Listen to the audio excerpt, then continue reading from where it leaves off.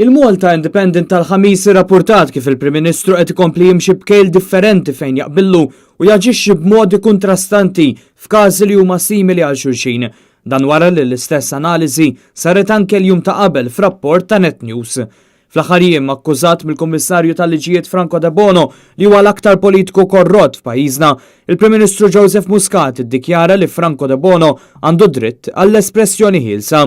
Franco De Bono nhar is-Sibt għalli inti l-iktar Prim Ministru korrott li qatrat Malta fl-istorja. Għandek li kummenti f'rigward? Freedom of expression. Iżda meta kellu akkużi simili mill-ġurnalista Defne Caruana Galizja qabel inqatlet b'mod brutali, il-Prim Ministru fetaħ libelli kontrija.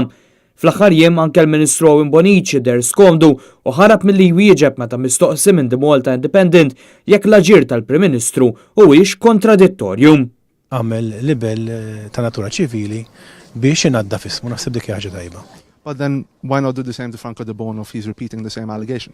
Jiena naħseb illi dak li kelli xinajt dwar dan il-każ ta' Dr. De Bono jnattu l-bieraħ u m'għandix inżidu dak. Is-Sibt il-Kummissarju tal-Liġijiet Franco De Bono tella numru ta' blog posts fejn fost l-oħrajn akkuża lil Joseph Muscat li huwa l-aktar Prim Ministru korrott illi qatt kellu pajjiżna. Il-Kummissarju tal-Liġijiet qal li Muscat l-ewwel għamel ħiltu kollha biex ma jiġux investigati dawk ta' madwaru imbagħad kellu l-wiċċ jiġi jgħid li l-allegazzjonijiet ma ġewx provati fil-qorti.